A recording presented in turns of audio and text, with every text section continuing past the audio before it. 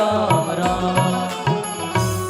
विप्रधनु सुर संत हित लीन मनुज अवतार और निज इच्छा निर्मित तनु माया गुनि गोपाल। अनंत कोटि ब्रह्मांड नायक परात्पर ब्रह्म परमात्मा धरती पर समय समय पर अवतरित होती है। श्रीमद् भागवत में एक प्रश्न पूछा गया है कि भगवान के अवतार लेने का उद्देश्य क्या है, और कहते हैं मर्त्यावतारस्तु ही मर्त शिक्षणम। कल मैंने आपको बताया था कि भगवान के अवतार लेने का उद्देश्य है मृत्यु लोक के प्राणियों को शिक्षा प्रदान करना। श्री राम जी जो लीलाएं करते हैं मनुष्य को वो एक आधार बनती हैं। तई नर गाय चरित्र, उसी चरित्र को गा करके उसका अनुसरण करके हम लोग भवसागर से पार हो जाते हैं। तो सुन शिशुरुदन परम प्रिय बानी संभ्रम चल आई सब रानी। बालकों के रुदन का आवाज सुनते ही समस्त नारियां, समस्त रानियां वहां पर एकत्र हो गई। जो राजा दशरथ जी महाराज एक लाडले पुत्र के मुखारविंद का दर्शन करने के लिए तड़प रहे थे, उन राजा दशरथ जी की तीनों ही पत्नियों ने अत्यंत ही माधुर्यपूर्ण, ऐश्वर्यपूर्ण और लीलापूर्ण चार चार पुत्रों का जन्म दिया। भगवती कौशल्या जी ने रघुनंदन श्री राम जी को प्रकट किया, महारानी कैकेयी जी ने भरत जी को प्रकट किया, और सुमित्रा जी के सौभाग्य की कौन सराहना करे। वे तो दो दो लाडले सपूतों की एक साथ मां बन गई। दशरथ जी महाराज को जब किसी ने जाकर के संदेशा सुनाया कि महाराज महाराज आप तो बड़े सौभाग्यशाली हो गए, आपके घर आंगन में लाला का जन्म हुआ। बोले क्या कह रहे हैं? बोले सच। बोले क्या सच? का 100% सच, आपके घर में सच्चिदानंद का अवतार हो गया है। तो दशरथ पुत्र जन्म सुनिकाना और मानव ब्रह्मानंद समाना। अपने पुत्र के अवतरण की कथा को श्रवण करके दशरथ जी महाराज को आनंद की इतनी सुरलहरियों की अनुभूति हुई कि वे आनंद मग्न हो गए। आंखें बंद करके परम सच्चिदानंद परमात्मा की प्राप्ति की अनुभूति करने में डूब गए। और उसके बाद में राजा दशरथ जी ने बधाइयां बधवाई। ललनी घर बाजे अवध बधैया, ललन घर बाजे अवध बधैया, ललनी घर बाजे अवध बधैया, ललन घर बाजे अवध बधैया, अवध बधैया हो अवध बधैया, अवध बधैया हो अवध बधैया, अवध बधैया हो अवध बधैया, अवध बधैया हो अवध बधैया, अवध बधैया, अवध बधैया, अवध बधैया हो अवध बधैया, ललन घर बाजे अवध बधैया, ललन घर बाजे अवध बधैया, अवध बधैया, ललन घर बाजे अवध बधैया। ताली बजाओ, भाव से बधाई है। ठाकुर जी का प्रकट हुआ, आनंद से मनाइए, बधाई है। बधाई हो।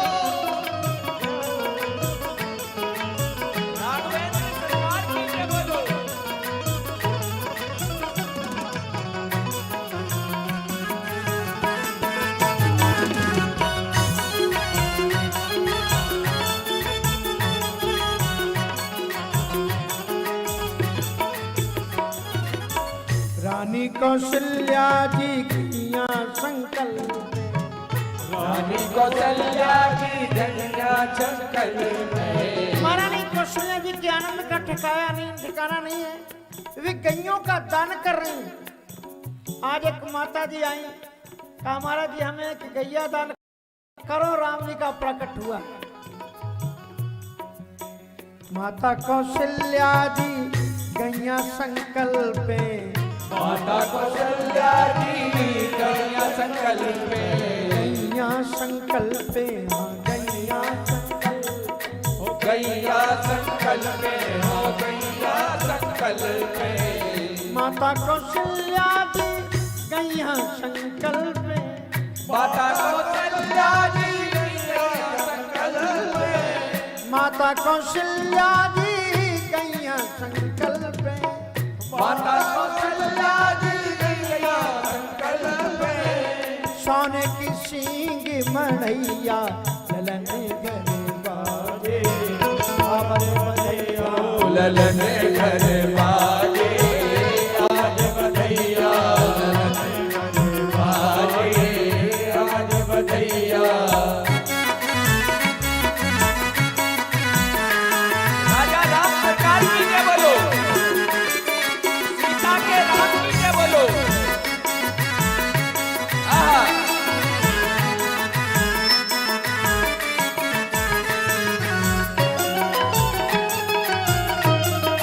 बधाई हो।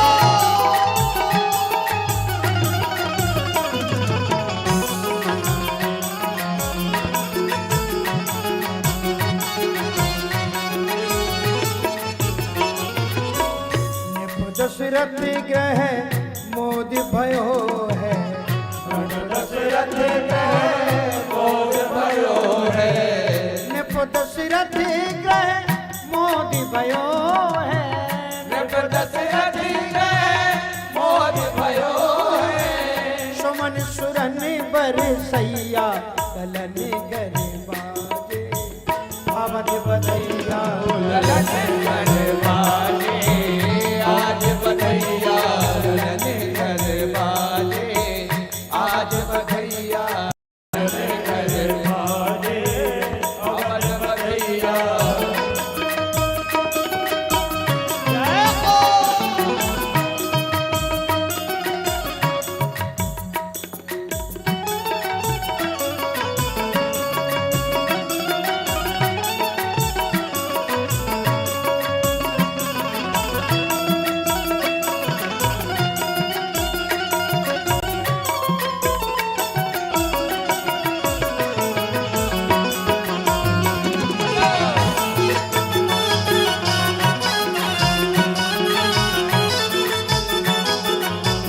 बाजे ढोल झांझ झपी बाजे, बाजे ढोल झांझ झप बाजे, बाजे ढोल झांझ झप बाजे, बाजे ढोल झांझ झप बाजे, अरु बाजे सहनैया कलन कर बाजे, अवध बधैया ललन घर बाजे, आज बधैया हरि घर बाजे, आज बधैया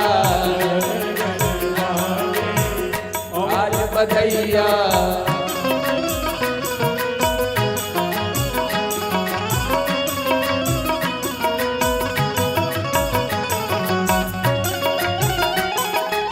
बजो मेरे गुरु के राम की जय बोलो।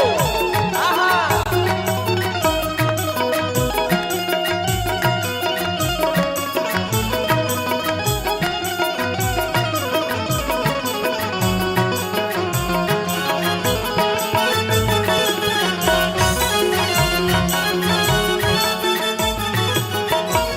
नाचहि गावहि देव बधूटी, नाचे गावहि देव बधूटी, नाचहि गावहि देव बधूटी, नाचे गावहि देव बधूटी, देव बधूटी हाँ देव बधूटी, हाँ देव बधूटी, देव बधूटी, गावहीं देव बधू की, नाचे गावहीं देव बधू की, कर करता ता थैया घर बाजे, अवध बधैया घर बाजे, अवध बधैया ललन घर बाजे, अवध बधैया ललन घर बाजे, अवध बधैया अवध बधैया ललन घर बाजे, अवध बधैया ललन घर बाजे, अवध बधैया ललन घर बाजे, अवध बधैया ललन घर बाजे, अवध बधैया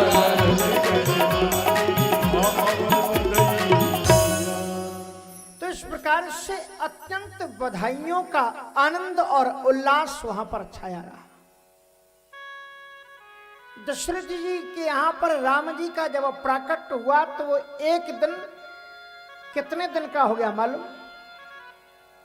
मास दिवस कर दिवस भा मरम न जाने कोई, क्योंकि रथ समेत रवि था क्यों, तो निशा कवन विधि हो। मास दिवस कर दिवस भा मरम न जाने कोई, एक महीने के बराबर एक दिन हो गया महाराज, क्योंकि भगवान सूर्य इतने उल्लास और आनंद के साथ में रथ को थाम करके बीच आकाश में खड़े रहे, आगे बढ़े ही नहीं। और जब सूर्य भगवान आगे बढ़े ही नहीं तो सूर्यास्त कैसे हो, तो रात्रि आए कैसे? दशरथ जी महाराज के पास में जो भी बधाई देने के लिए आया कि महाराज बधाई है, तो दशरथ जी महाराज इतनी उल्लास और आनंद में भरे हुए थे, दीन जाचकन जोजई बाबा। किसी को उन्होंने हाथों के कड़े ही उतार करके दे दिए, कोई ना करके कि महाराज बधाई है आप आज पिताजी बन गए, तो किसी को दूसरे हाथ का कड़ा दे दिया। ब्राह्मण ने कहा कि महाराज स्वस्ति वाचन करते हैं, आपका कल्याण हो, आप 4-4 पुत्रों के पिताजी बन गए, हार उतार करके दे दिया। किसी को बाजूबंद दे दिए उतार करके, इधर के इधर के। अजी किसी के आने पर तो महाराज उन्होंने अपना सिर का मुकुट ही उतार करके दे दिया। आनंद में दशरथ जी महाराज डूबे हुए। और गोस्वामी जी महाराज कहते हैं कि इतनी आनंद का अनुभूति हुई, इतनी आनंद में राजा दशरथ जी डूब गए कि अद्भुत बात लिखते हैं कि सर्वसिदान दीन सब काहू, और जो पावा राखा नहीं था। दशरथ जी ने सब कुछ लुटा दिया, जितने भी आभूषण गहने वस्त्र तक उन्होंने दान कर दिए। सर्वस दान दीन सब काहू। आगे लिखते हैं कि जही पावा राखा नहीं ताहू, और जिसने उनके द्वारा वो अन्न वस्त्र आदि प्राप्त किए उसने भी अपने पास नहीं रखी वस्तुएं, उसने उसके पास में कोई आया। क्योंकि राम जी के प्राकट्य को ऐसा अनुभूत किया लोगों ने कि मानो कि उनके घर में ही भगवान प्रकट हुए हैं, उनको अपना लाला प्रकट हुआ है। इसलिए किसी को शुद्ध बुद्धि नहीं है। किसी ने उनको धन्यवाद दिया कि भैया बधाई है, राजा दशरथ जी के लाडले पुत्र हुए हैं। तो दशरथ जी ने जो उनको दिया था उन्हें बधाई देने वाले को उसको दे दिया। जही पावा राखा नहीं था। जब तक हमारे जीवन में स्वार्थ बुद्धि है तब तक हम परमात्मा की आनंद की अनुभूति का अनुभव ही नहीं कर सकते। इसलिए वे अपने हाथ में आई हुई वस्तुओं को दूसरों को लुटाते हुए चले जा रहे हैं। जही पावा राखा नहीं था। तीसरा अर्थ लोगों ने इसका यह किया कि सर्वस दान दीन सब काहू, और जही पावा राखा नहीं ताहू। मानो कि दशरथ जी ने किसी को अपने उंगलियों की अंगूठी उतार करके दे दी।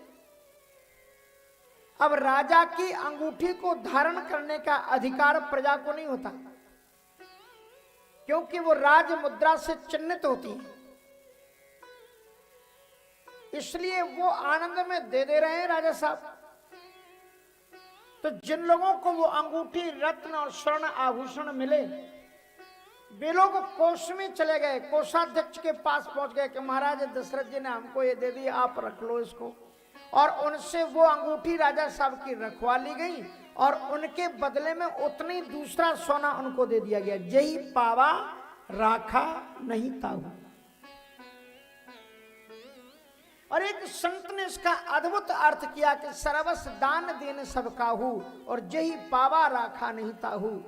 भक्त का सर्वस्व क्या होता है मालूम है? सर्वस्व मानी सब कुछ। श्रीमद् भागवत में सुदामा जी कहते हैं कि भक्ताय चित्रा भगवान ही संपिदो। भक्त के चित्त की सच्ची संपत्ति तो उसका भगवान होता है।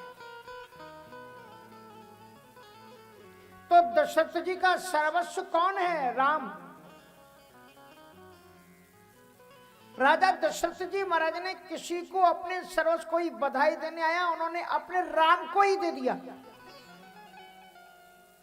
सर्वस्व दान दीन सब काहू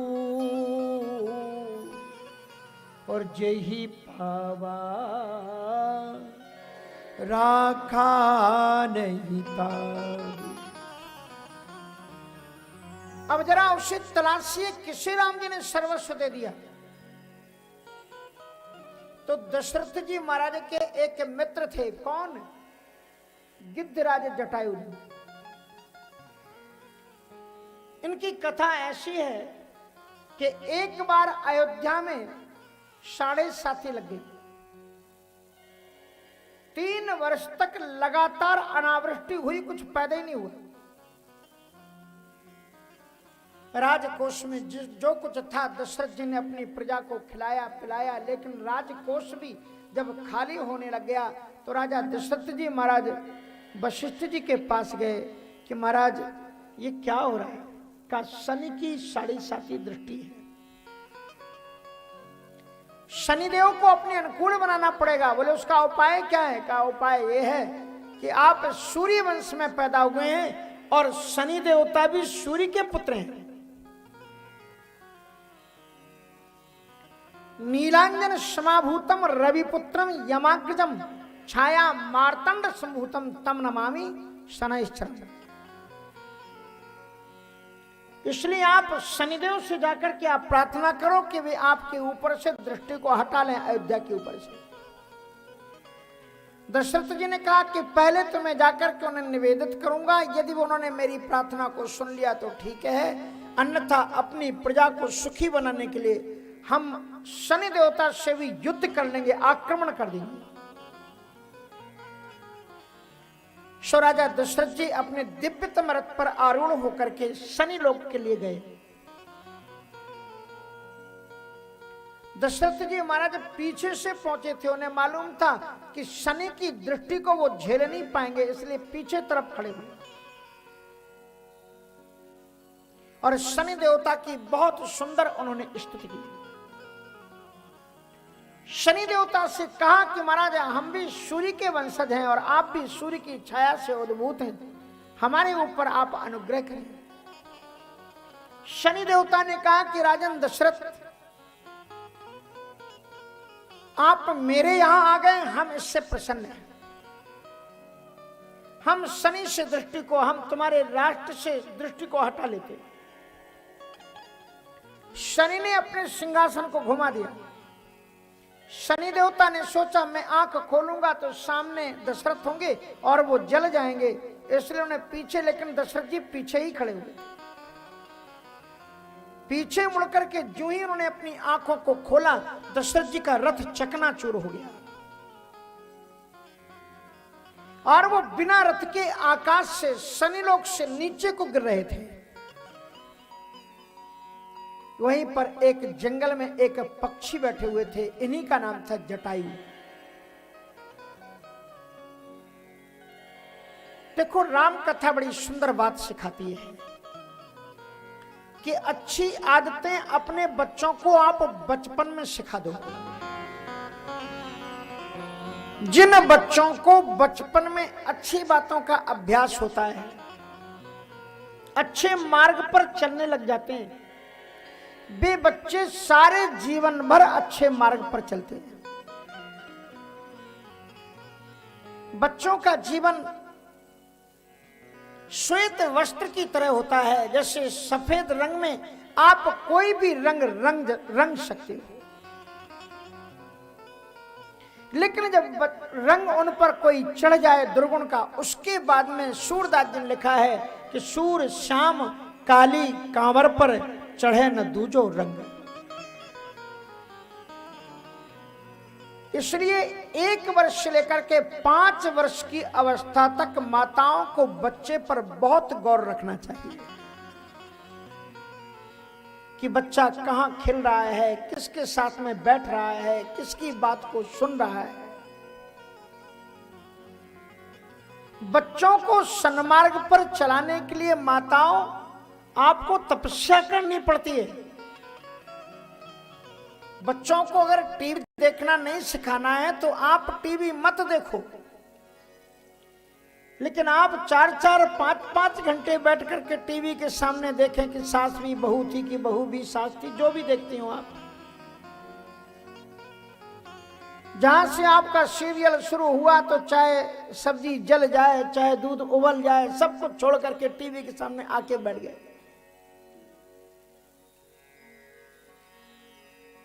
पतिदेव जी कह रहे हैं मैं ऑफिस जा रहा हूं, जरा मेरा टिफिन आ रही हूं, 2 मिनट को अभी आ रही हूं, लेकिन टीवी को नहीं छोड़ेंगे। तो अगर आप त्याग नहीं करेंगे, तपस्या नहीं करेंगे, तो निश्चित रूप से आपके बच्चे बिगड़ जाएंगे। जो चीज आप बच्चों को नहीं सिखाना चाहते हो, वो आप उसके निकट मत जाओ, क्योंकि 1 वर्ष से लेकर के 5 वर्ष तक बच्चे को सबसे ज्यादा प्रेम अपनी मां से होता है।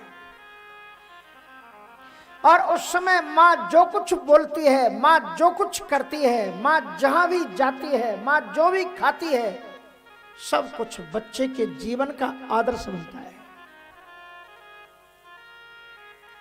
इसलिए माताओं, जब बच्चे छोटे हों तो आप पूजन करो, आरती करो, दीप जलाओ, रामायण पढ़ो, भगवान के मंदिर में बैठो।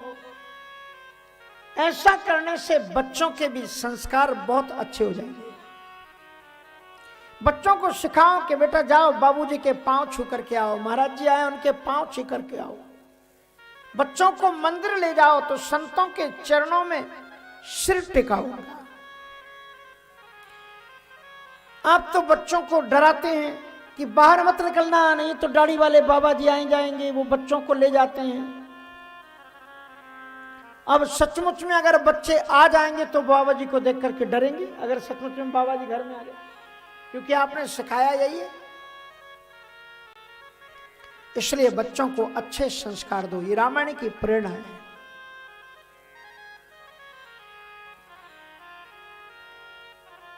तो जटायु जी के ये जो परोपकार का संस्कार था, ये बचपन से था।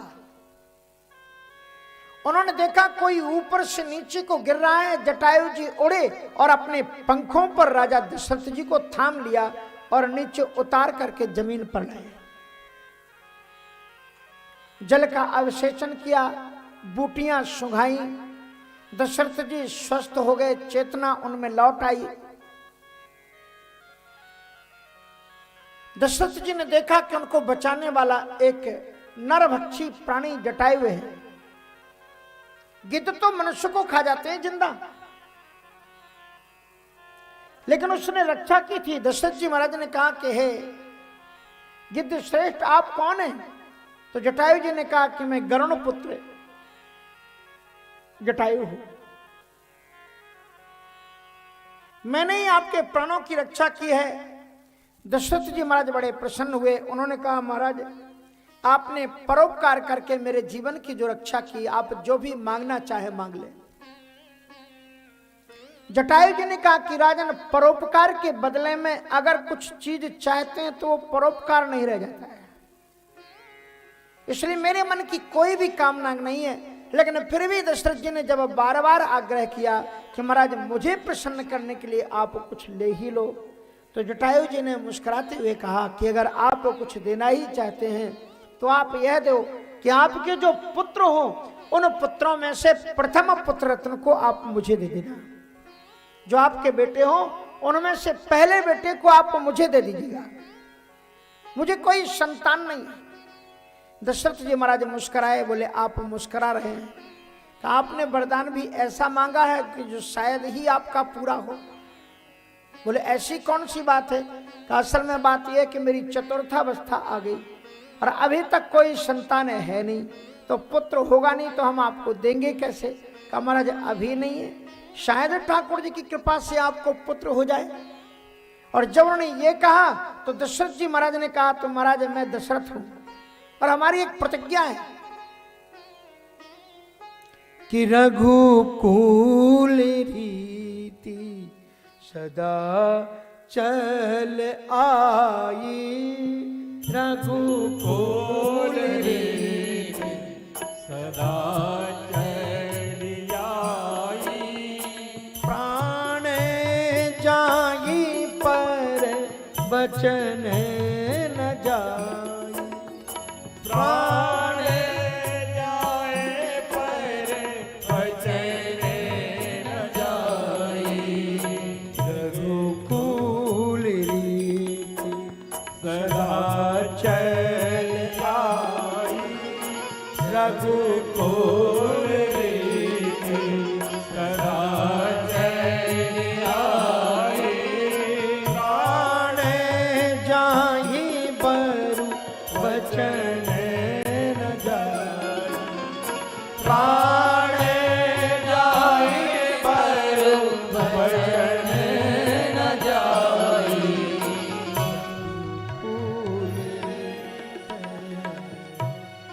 हमारे रघुकुल की ये परंपरा है कि महाराज जब हम किसी को वचन दे देते हैं तो फिर भले ही प्राण देकर के उन वचनों को पूर्ण करना पड़े तो हम प्राण भी लौटा देते हैं, पर वचनों से पीछे नहीं हटते।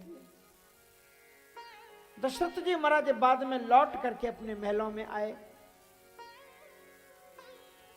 आज जटायु जी की आशीर्वाद से, ऋषिमुनियों की कृपा से वे जब सपुत्र हुए, चार चार पुत्र हुए, बधाइयां बट रही थी। चारों तरफ से ऋषिमुनि लोग दौड़ दौड़ करके आ रहे थे। बड़े बड़े देवता लोग, ऋषिमुनि लोग रूप बदल बदल करके राजा दशरथ जी के लाडले पुत्रों का दर्शन करने और उन्हें बधाई देने के लिए आ रहे हैं। और उस प्रकार से जब वो आ रहे थे तो उस समय जटायु जी ने देखा कि इतने महात्मा लोग गाते हुए, उत्सव मनाते हुए किधर जा रहे हैं। आकाश से देवताओं के रथ चले जा रहे थे, अप्सराएं नृत्य करती हुई जा रही थी अयोध्या की ओर, गंधर्व गीत गाते हुए चले जा रहे थे, नाचते थिरकते। तो जटायु जी ने पूछा कि महाराज कौन सा उत्सव हो रहा है, कहां आप लोग पधार रहे हो? तो नारद जी ने कहा आपको पता नहीं? बोले नहीं महाराज हमें कुछ पता नहीं। अरे महाराज अखिल कोटि ब्रह्मांड नायक है, करतुम अकर्तुम अन्यथा कर्तुम समर्थ, निर्गुण निराकार अव्यक्त अगोचर वेद प्रतिपाद्य परमात्मा का राजा दशरथ जी के महलों में अवतार हो गया। इतना सुनते ही जटायु जी महाराज भाव विह्वल हो गए, आंखों में आंसू भराए। हमें तो मांस खाने वाला, कोई जप तप साधना समाधि हमने नहीं की, भला मुझे भगवान का दर्शन कैसे हो सकता है? लेकिन एक बात उन्हें याद आई कि मैंने एक बार भूल से जो प्रण किया था, राजा दशरथ जी ने मुझे वचन दिया था, आज मैं उस वचन के नाते उनके पास जाता हूं। अगर उनको याद होगा तो दर्शन मिल जाएगा, नहीं तो फिर क्या होता, कोई बात नहीं। उन्होंने सोचा कि मैं जाकर के कहूंगा कि पहला बेटे पर तो मेरा अधिकार है। सो जटायु जी महाराज वहां से प्रसन्नता पूर्वक पंख फुला करके उड़े और अयोध्या के राजप्रासाद, बड़ी बड़ी गगनचुंबी इमारतें थी, और बड़े बड़े सैनिक चारों तरफ से सुसज्जित खड़े रहते थे। उन्हीं के बीच में जब एक जटायु मानी गिद्ध, जो बच्चों को उठा ले जाए, मांस खा जाए, वो जब उतरने लगा तो लोगों ने अपनी अपनी तोपों को तान दिया, कहा मांस भक्षी प्राणी है। जटायु जी ने कहा पहले मेरी बात सुन लो, मैं दशरथ जी का सखा हूं, मैं यहां पर बैठा हूं, राजा दशरथ जी को सूचित करो कि उनके मित्र जटायु उनसे मिलने के लिए आए हैं। जटायु जी को वहीं पर बैठाया गया, दशरथ जी तक कोई सूचना लेकर के गया, और दशरथ जी को जब इस बात की सूचना मिली तो दशरथ जी की आंखें भर आई। कहा मेरे जीवन में तो एक भी पुत्र नहीं था, यदि गिद्धराज जी इतने महापुरुष हैं कि उनके आशीर्वाद से 4 पुत्र हमें प्राप्त हुए, तो धर्मो रक्षति रक्षिता, ध्यान रखना, जो लोग धर्म की रक्षा करते हैं धर्म उनकी रक्षा करता है। यदि किसी को वचन दे दो, यदि कोई यज्ञ हो, तप हो, साधन हो, अनुष्ठान हो, जितने भी यज्ञ होते हैं, जो भी कथाएं होती हैं, वो किसके लिए होती हैं? महात्माओं को क्या लेना क्या देना, बोलो।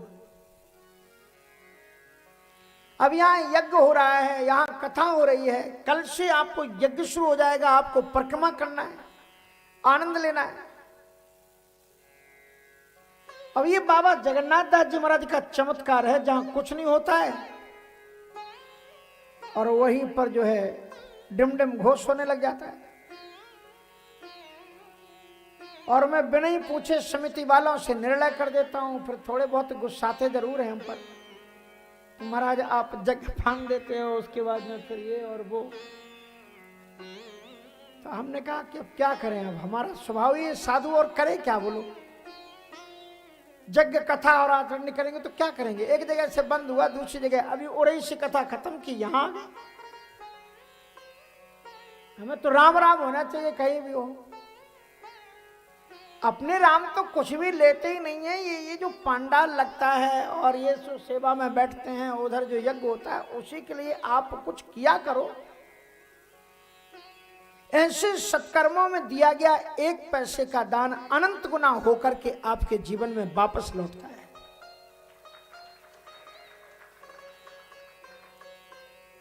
इसलिए ब्राह्मणों के लिए दान दो। ये संगीतज्ञ लोग जो होते हैं गंधर्व हैं, देवकोटि में आते, इनको सत्कर्मोदान दो। और अभी तक यहां पर रासलीला का दिव्य दर्शन नहीं हुआ था। वृंदावन की सुप्रसिद्ध मंडली के द्वारा रात्रि में रास का दिव्यतम दर्शन कीजिए। ब्रज वृंदावन से तो ब्रज से अगर कोई एक साधारण भी लड़का आ जाए, किसी भी जाति का, बिरादरी का, तो भी उसे ठाकुर जी का दर्जा देती। और अगर कहीं ये रास नृत्य करने वाले ब्राह्मण स्वरूप आ जाएं तो फिर तो पूछने ही क्या, साक्षात ठाकुर जी हैं, आकर के रात्रि को लीलाओं का दर्शन करो। लेकिन अब आप कहो कि रंग लगे ना फिटकरी, और क्या रंग चोखा है तो कैसे आएगा, थोड़ा थोड़ा तो कुछ करना ही पड़ेगा। सो थोड़ी बहुत रसीद तो कटाओ ना भाई। अगर आप चाहते हो कि हर वर्ष हो, देखो 3 वर्ष से कोई कथा नहीं हुई थी और हम बैठे रहते तो अभी भी नहीं कथा होती। तो वो तो भला हो हमारा वेदांत महिला मंडल, चाहे लड़ने भिड़ने, लेकिन जय काम आते हैं आगे चल करके। और हमारी समिति तो फिर है ही सब कुछ। सोच लेते कोई हो चाहे ना हो, ये लोग तो रहेंगे ही, करेंगे। सो आप देखना करना, अपना काम तो कथा करने का है और आपको बिना बताए चले जाएंगे। फिर यहाँ पंडाल वाले से सुलझना और लोगों से सुलझना क्यों जी। अपने तो गए सियावर रामचंद्र जी की जय। लेकिन मुझे मालूम है कि हमारे गंज वासोदा और आसपास के गांव के क्षेत्र के इतने धर्मपरायण लोग हैं कि कभी भी कमी आने ही नहीं देते। ये दान पात्राएं हमारी माताएं ही अकेले संभाल लेंगी सब। इसका मतलब ये नहीं कि अब आप कहना कि नहीं को संभालने दो। हाँ, राजा दशरथ जी महाराज ने सुकृत किए थे, पुण्य किए थे। जटायु जी के आगमन का उन्हें जब समाचार मिला, राजा दशरथ जी महाराज राजमहलों के अंदर में जो बधाइयां लुटा रहे थे पगड़ी बांध करके, और जो बधाइयां लुटा रहे थे दशरथ जी महाराज के कोष में साक्षात जगत जननी लक्ष्मी मैया चारों हाथों को फैला करके खड़ी हो गई, झनझना करके स्वर्ण की मुद्राएं गिर रही हैं, और कुबेर जी खुद ही पगड़ी बांध करके दशरथ जी की तरफ से बधाइयां लुटाने में लगे हुए हैं। तभी तक समाचार आया कि महाराज एक गिद्ध आया है, वो कहता है कि आपका परिचित है। दशरथ जी को याद आ गया, हम लोग तो जो इंसान को वचन देते हैं वो भी भूल जाते हैं, मनुष्य को भी दिए हुए वचन को तोड़ देते हैं, लेकिन दशरथ जी महाराज एक ऐसे राजा हैं जिन्होंने एक पक्षी को वचन दिया है और उस पक्षी के वचन को भी पूर्ण करते हैं। जो सत्य के मार्ग पर चलते हैं, जो अपने वचन को पूर्ण करते हैं, भगवान उनकी सारी इच्छाओं को पूर्ण करते हैं। राजा दशरथ जी को जब पता लगा, वे जटायु जी के सामने उपस्थित हो गए। जटायु जी महाराज ने कहा कि धन्य है राजन दशरथ जी, हम आपको शत शत नमन करते हैं। आप रघुनंदन रामलला की बाल लीलाओं का सुख परित्याग करके मेरे पास तक आ गए, मुझे तो इसी में बहुत बड़ी प्रतिष्ठा प्राप्त हो गई। लेकिन क्या आपको याद है, आपने कुछ हमें वचन दिया था। दशरथ जी ने कहा कि हम नहीं भूले, हमने ये कहा था महाराज कि हमारा प्रथम पुत्र रत्न हम आपको देंगे। कहा धन्य है राजन दशरथ। वे अंदर गए, महारानियां रोने लगी। सैनिकों ने कहा महाराज ये आप क्या कर रहे हैं, वो नरभक्षी प्राणी है। दशरथ जी महाराज ने कहा कि मैंने इनके आशीर्वाद से ही पुत्रों को पाया है। अपने पालने को लेकर के, रामलला को लेकर के जटायु जी के सामने रख दिया। कहा ये आपका हमारा पहला बेटा आपको समर्पित है। जटायु जी की आंखों में झरझर करके आंसू बहने लगे। पंख फुलाए उन्होंने। पक्षी जब प्रसन्न होते हैं ना तो पंख फुलाते हैं। दोनों पंखों से उन्होंने रामलला को ढक लिया, एक पल के लिए पालने को ढक लिया।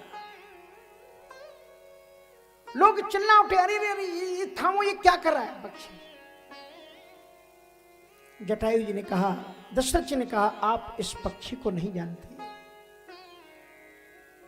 ये पक्षी है, इसी ने मेरे प्राणों को बचाया था शनि लोक से गिरने पर, इससे कुछ नहीं होगा, हम जानते हैं मेरे मित्र हैं।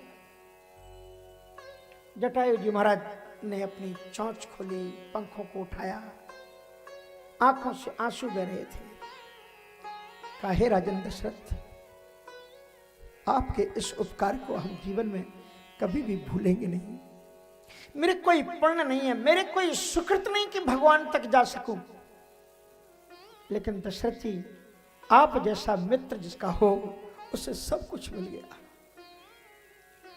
आज आप जैसे राजा ने मुझे राम से मिला दिया, जीवन का धन्य हो गया। दशरथ जी ने कहा आपका आशीर्वाद है, राम आपके बेटे हैं, हमने आपको वचन दिया था, ये राम हम आपको समर्पित करते हैं। महाराज यही मेरे सर्वस्व हैं। जटायु जी ने कहा दशरथ जी आप बड़े सुकृति हो, बड़े पुण्यात्मा हो। मैं ये बार बार सोच रहा था कि बड़े बड़े ऋषिमुनियों के यहां राम का आविर्भाव नहीं हुआ, आपको राम की प्राप्ति कैसे हो गई। अब मुझे पता लगा कि जो पक्षियों तक की वाणी का आदर करता है, उनका भी तिरस्कार नहीं करता, भगवान उसी के यहां आते हैं। आपने इस बेटे को मुझे सौंप दिया, लेकिन अब एक वरदान मैं आपसे और मांगता हूं महाराज। लोग घबराए कि अब पता नहीं ये क्या मांगेगा। जटायु जी ने कहा कि आपने राम को मुझे दे दिया, राम तो अब मेरे हो गए, लेकिन महाराज मैं पक्षी हूं, मेरी कोई कुटिया नहीं है, मैं तो बरगद और बड़े बड़े पेड़ों के कोटर में जाकर के रहता हूं, पर ये सुकुमार रामलला को मैं कहां रखूंगा। इसलिए मेरे पर एक उपकार और करो, इस बेटे को हम आपको देते हैं, ये मेरा बेटा है, आप इसे राजमहलों में रखो। आप इसे नहलाना, धुलाना, खिलाना, पिलाना, पढ़ाना, सब कुछ आप करना। हम बीच बीच में आकर के देख जाया करेंगे। लेकिन मेरा जब बुढ़ापा आ जाए, मेरी जब मृत्यु सन्निकट आ जाए, तो आप इस बेटे को बता देना कि तुम्हारे पिता एक जटायु हैं, जो जंगल में रहते हैं। ये जरूर बता देना। और ऐसा कहकर के रोते हुए जटायु ने अपने रामलला को दशरथ जी को सुपुर्द कर दिया। गोस्वामी जी ने लिखा कि सर्वस दान दीन सब काहू, जही पावारा खानहि ताहू। सर्वस दान दीन सब काहू, जही पावारा खानहि ताहू। सर्वस दान, सर्वस्व मानी परमात्मा। भक्त का सर्वस्व परमात्मा होता है। राजा दशरथ जी ने अपने सर्वस्व राम लला को ही दे दिया जटायु को। लेकिन जटायु भी इतने सुकृति, इतने पुण्यात्मा थे, वे हृदय के भाव को जानते थे कि राम के बिना तो दशरथ रह नहीं सकते। कहा इतना ही बहुत है कि आपने मुझे गोद में देकर के इतनी सार्थकता प्रदान की। अब आप इस पुत्र सुख को प्राप्त करें, बुढ़ापे पर मेरे पास भेज देना। इसलिए गोस्वामी जी ने राम गीतावली में लिखा है कि पितु की अंत्यक्रिया करवे को, बड़ो पुत्र अधिकारी। पिता की अंतिम क्रिया कौन करता है? बोलो, बड़ा पुत्र करता है। दशरथ जी का बड़ा पुत्र कौन था? श्री राम थे। दशरथ जी की अंतिम क्रिया किसने की? राम ने की क्या? नहीं की। और जटायु जी की अंतिम क्रिया किसने की? राम ने की। पितु की अंत क्रिया करवे को, बड़ो पुत्र अधिकारी। सो पितु क्रिया भरत कहूँ सौंपी, प्रभु खगे क्रिया सवारी। प्रभु खगे क्रिया सवारी। तेकी क्रिया जथोचित निज कर कीन्ही राम। जटायु जी की अंतिम क्रिया को रोते रोते प्रभु श्री राम जी ने अपने हाथों से किया। सीता जी का हरण हो गया, जटायु जी की मृत्यु हो गई। और सीता जी की खोज करते करते हनुमान जी अशोक वाटिका में पहुंचे। तो राम जी की पूरी शुद्धि जानने के बाद में सीता जी ने हनुमान जी से क्या पूछा? सीता जी आंखों में आंसू भर करके कहती है, हे कपिश्रेष्ठ, आपने राम जी का संदेशा मुझे सुना दिया। लक्ष्मण जी वो ठीक से हैं, लेकिन हमको शुद्ध जाननी है वो जटायु जी कैसे हैं। जंगल में मेरी आवाज को कोई सुनने वाला नहीं था कपिराज। उस समय पर केवल वो जटायु जी थे जो पुत्री पुत्री बरबस हरत निशाचर पतिसों गीत राज उठ धाई। पुत्री पुत्री कहकर के वो मेरी ओर दौड़े और उन्होंने बड़ा प्रयास किया। हनुमान जी रावण को बेहोश कर दिया, लेकिन इस दुष्ट दैत्य ने उसके पंखों को काट दिया और वो तड़प उठे और उन्होंने कहा कि मैं कैसा दुर्भाग्यशाली हूं। हे पृथ्वी, हे धरती माँ, हम तेरे कर्ज को नहीं उतार पाए। तूने मुझे जन्म दिया, तूने मुझे आधार दिया, लेकिन हम तुम्हारी बेटी की रक्षा नहीं कर पाए। इसलिए राम जी ने जब जटायु को देखा तो जटायु जी कैसे पड़े हुए थे मालूम? पृथ्वी पर उनकी छाती लगी हुई थी और आंख के आंसू धरती पर बह रहे थे, मानो कि वो पृथ्वी से क्षमा कर रहे थे कि धरती मां क्षमा कर देना, मैं तेरे कर्ज से उड़ नहीं हो पाया। क्योंकि मैं सीता की रक्षा नहीं कर पाया। तो सर्वस दान दीन सभी काहू, जही पावा राखा नहीं था। सर्वस दान दीन सब काहू, जेहि पावा राखा नहीं ताहू। जही पावा राखा नहीं था। जेहि पावा राखा नहीं ताहू।